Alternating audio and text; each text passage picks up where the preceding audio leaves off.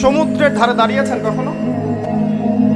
অনেকে দাঁড়িয়েছেন, ওখানে কিছু চোরাবালি থাকে, আছে চোরাবালি আছে। এই চোরাবালিতে কেউ যদি ডুবে যায়, দেখা যায় যে আস্তে আস্তে তার হাঁটু, তারপরে তার কোমর, তারপর বুক আস্তে আস্তে ডুবতে থাকে।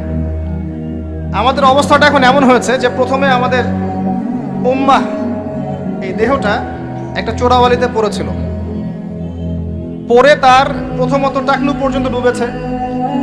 সে হাত পা ছোড়াছড়ি করছে, আমাকে বাঁচাও, আমাকে উঠাও। চারপাশে উম্মার অনুসারী মানুষরা ছিলেন, তারা বলছে নড়াচড়া করবেন না, নড়াচড়া করবেন না, নড়াচড়া করলে আরো ডুবে যাবেন, ওইভাবে থাকেন। উম্মাহ বেচারা এভাবেই ছিল। তারপর আস্তে আস্তে আস্তে আস্তে তার হাঁটু পর্যন্ত ডুবে গেল। সে অস্থির হয়ে ছটফট করছে, আমাকে বের করো, আমাকে বের করো, আমি ডুবে যাচ্ছি। আশপাশের মানুষ বলছে রিল্যাক্স, নড়াচড়া করবেন না।